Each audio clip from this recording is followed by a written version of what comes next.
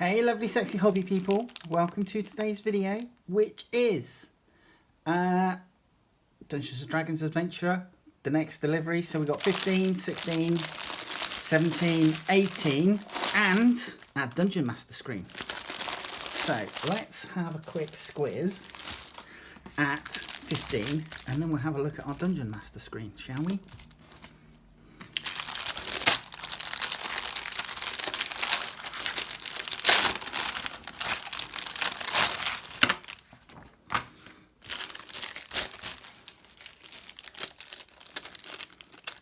Okay, blue dice. Right then, let us have a look.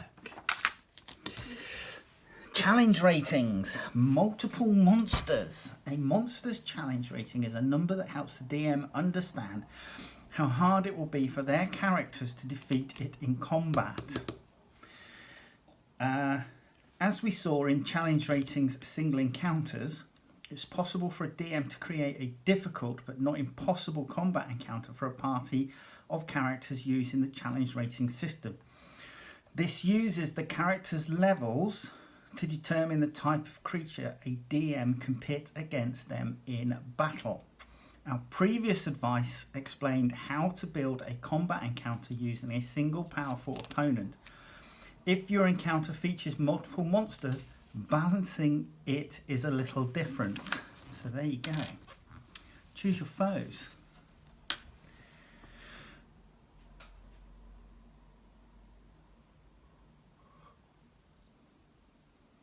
The table below shows what a single character can handle in terms of a monster's challenge rating based on that character's level.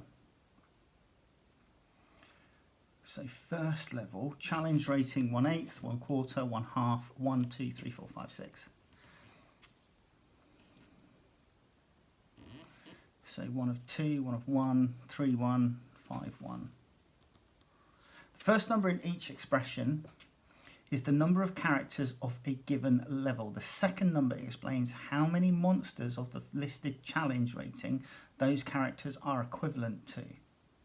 For example, a giant rat, as seen in the first encounter in D&D Adventurer, has a challenge rating of 1/8. The table above us says that the combat prowess of one first level character is about the same as 2 giant rats. Ah, right, okay. Hence 1 to 2. If the character is 5th level, they would be able to take on 12 giant rats at once. 1 to 12. Based on those numbers, if a dungeon master is running an encounter for a party of 5 first level characters, they could fill a dungeon chamber with 10 giant rats and expect it to be tough but fair combat. Okay, fair enough. Fair enough. Mix and match. Right, the benefits of this system is that a DM doesn't have to send a large number of one type of creature to fight the party. Using the numbers in the table left, it's possible to send in some lower powered monsters or some higher powered monsters as long as the balance is right. So there you go. That is challenge rating, multiple monsters. All right, traps, part 1. Traps laid by cunning villains or the guardians of long dead kings are the stuff of classic action adventure movies.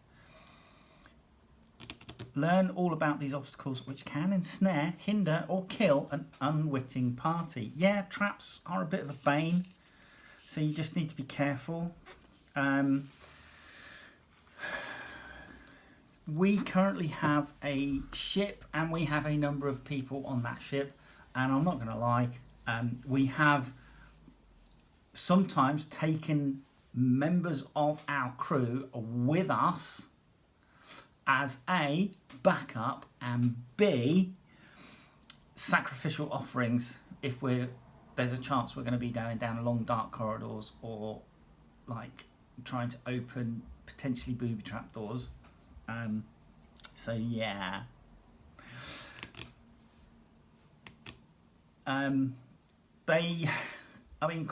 DM has not actually given us that many traps. We have occasionally had a trap, but we haven't had that many traps thrown at us from her, which is good. I'm more than happy for that to continue. Right, making maps, part 1. Sketching maps of regions, villages and other key locations can be a useful way for DMs and players to get a better understanding of the geography of an adventure. Now, our DM started off really strong with maps of the world that we're currently on, which is a water world. We have just managed to find ourselves a Spelljammer chair, and we are currently just making our way around the world to the starport so that we can then leave the planet legally within our campaign. And she started off with some really great maps. Unfortunately, since we've progressed, she's then failed to keep up, and we're getting a lot of like last second, like literally as we're saying we're pulling into port, she's drawing a map on a bit of paper, which is fine, but for that first bit of planning that she gave us, it's kind of a bit of a letdown since then. But there are a lot of maps as well that are available within the D&D game system. So especially like the starter books, with the starter books there are a lot of maps for sort of like Wave Echo Cave, Red Brand's Hideout, all that sort of stuff. But yeah. Dice decisions. The clatter of dice, a commonly heard noise around the gaming table, sometimes followed by cheers or a resounding no. How will you use these polyhedral arbiters of fate in your game?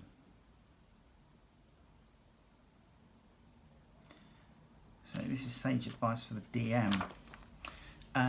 Yeah, I find the dungeon screen can be great. As a person who's used to wargaming, I find it unsettling that the dungeon master will roll behind her screen, because I'm used to seeing rolls out in the open for fairness.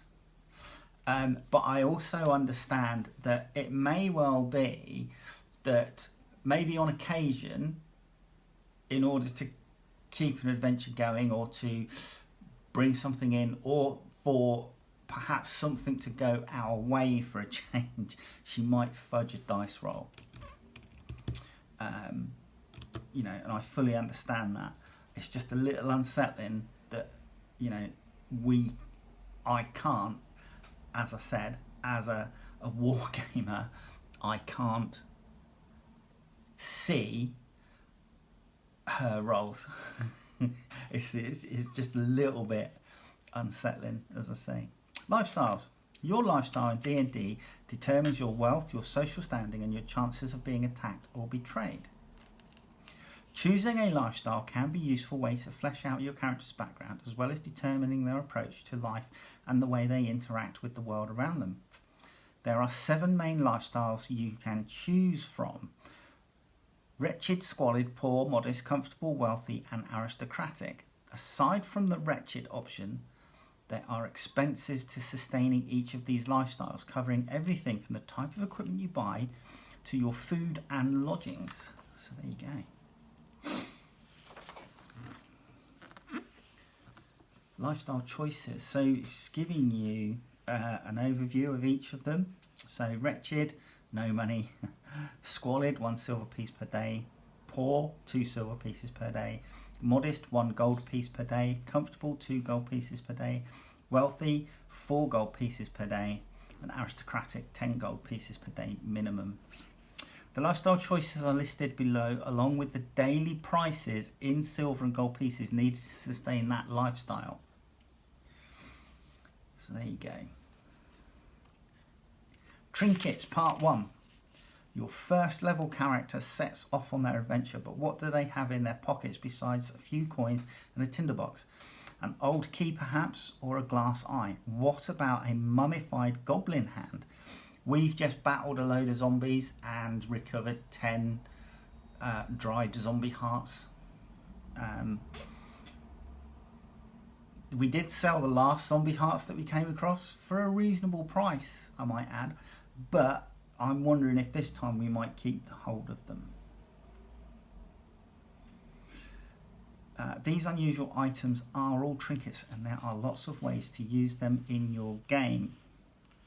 So I have a trinket that I gathered from a previous campaign that I was part of. So the campaign that I'm on at the moment, I had one character who then died, so I had to bring in a second character. So I just went back to the first character I ever created and played an introductory game with, because she was already leveled up to the level that I needed to bring her in at.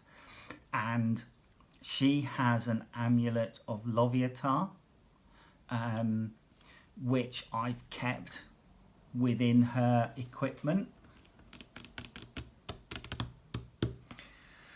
Whether it's going to potentially come into use at some point, I don't know, but it's there. You know, I can, if needs be, I can just have it around her neck all the time instead of in her pack. It does grant me some protection against being put to sleep by followers of Loviatar, but whether, like I say, whether we're going to get that within the game, come across that sort of faction, then hopefully I'll have that ready and handy. Trinkets Part 2. The Trinkets table is a handy way for players and DMs to acquire a strange, magical or interesting object that can enhance the game or flesh out your character. Okay. D100. So mummified goblin hand. Piece of crystal that faintly glows in the moonlight. Gold coins. 1 ounce block made of an unknown material. Bag containing... I thought that said hemorrhoid then for a second. Bag containing 47 humanoid teeth, one of which is rotten. That's nice. Silver spoon with an M engraved on the handle. An iron holy symbol devoted to an unknown god. Yeah, a metal urn containing the ashes of a hero. There you go. The Feywild. Step into a world of perpetual twilight, of untamed nature and boundless magic. Prepare for mirth, mischief and deadly danger around every corner in this remarkable world.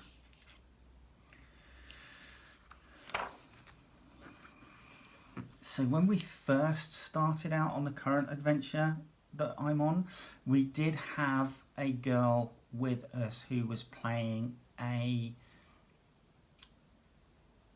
sprite, I think, pixie sprite, but she was tiny, so tiny, and she obviously flew, and her character was brilliant. We loved her, but unfortunately the player couldn't continue for personal reasons, which is really disappointing, because she was lovely, her character was lovely, and you know, we do miss her at the table.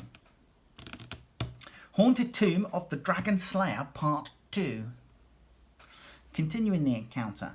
This is the conclusion of a 2-part encounter set in the ancient tomb of an elven hero in the Neverwinter Wood. The first part is presented in D&D Adventure issue 14. Right, so it says play time 3 to 4 hours for this 2-part encounter. The story so far. Following a treasure map, the adventurers have travelled to the tomb Levelin Uldastin in Neverwinter Wood. Inside, they found the dead body of a cultist of Orcus and encountered the restless spirits of Levelin's companions. They have just opened the door to the hero's crypt. Oh, there's a dragon skull on a chain. The following locations are key to the tomb map areas. T1 to T7 are described in encounter 14. So we're not going to get a second part to the map, but we are going to get a restless spirit. The Banshee is going to return. Banshee. Medium undead, chaotic evil, armor class 12. Hit points 58. Right. Coravine's crypt. Mithril chainmail. Mithril is a light, flexible material. A character who wears the chainmail does not have disadvantage on dexterity, stealth checks, and can ignore chainmail strength requirement.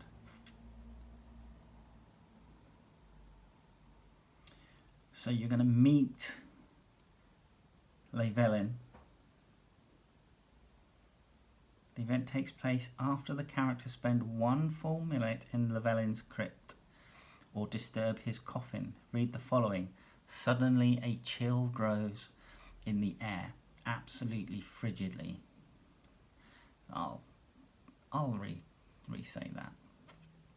Suddenly a chill air grows absolutely frigid. A ghostly elf warrior rises from the coffin.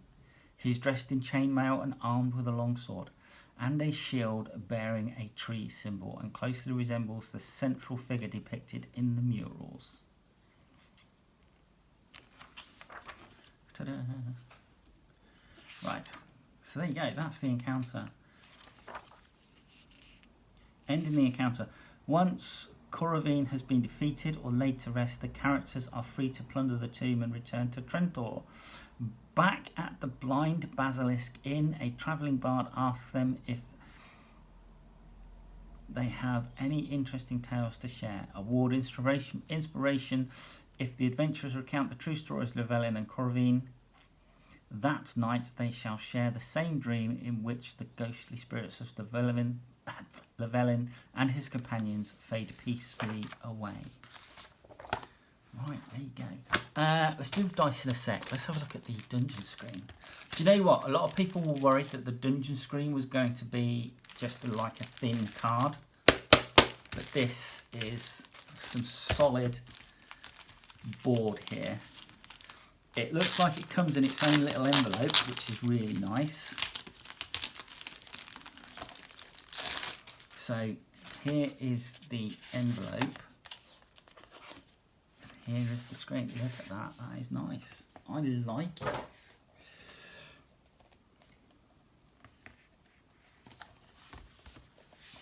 So this is very much your Dungeon Master screen.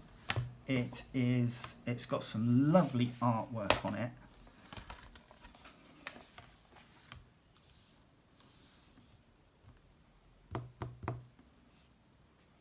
Some fabulous artwork on the outside.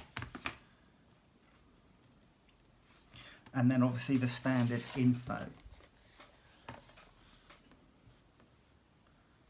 on the inside of the screen.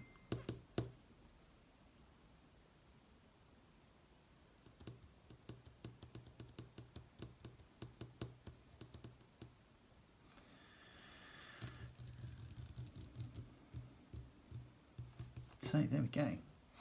Standard information on the screen, as you can see. I am going to have to put a picture of this into the Dungeons and Dragons Facebook group that I'm with. That is really nice artwork. As a comparison, bear with me.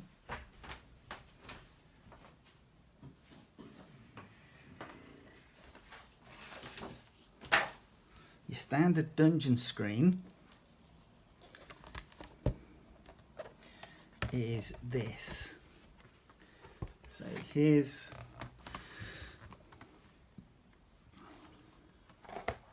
this one, which, you know, I've seen pretty much all the other DMs that have hosted games have used. And then obviously you have your information on the inside. And side by side,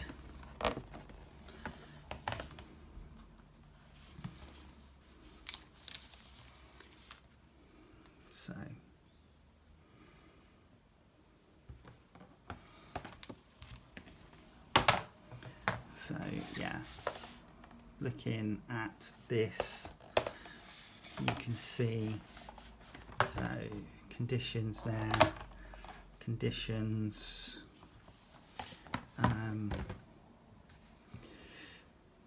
setting DC, tracking DCs, food, drink, lodgings, etc.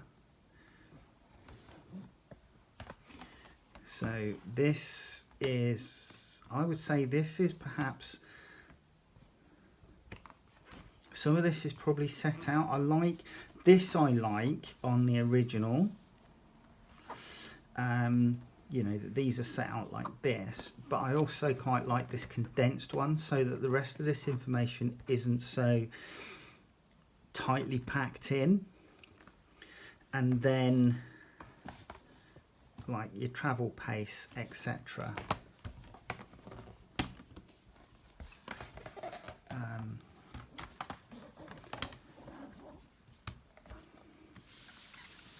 So travel pace, etc. So yeah, I quite like this one. I like the one that we've received. It is nice. It's comparable. It's comparable to the other one, but I mostly love the artwork on this. That is gorgeous. That is really nice artwork. Obviously a lot of it's classic from the books and stuff, but yeah. So if you buy your commercially available dungeon screen, it comes obviously like so. And this one, the fact that it has its own little envelope, its card envelope to help protect it, that's going to be an absolute bonus when travelling. And not being funny, if you're careful when you take it out of the plastic, you should be able to pop it back in the plastic from time to time as well. But that I like, very much so. Let me know what you think. A lot of people, like I say, a lot of people were worried it was just going to be like a thin bit of card, similar to this cardstock. And similar to the sort of thing we got in the Dungeons Essentials starter kit. But that I like. Okay, I'll stop saying that now. Let's have a look at the dice. So, standard blue dice. Do you know what? I don't like these as much as some of the others.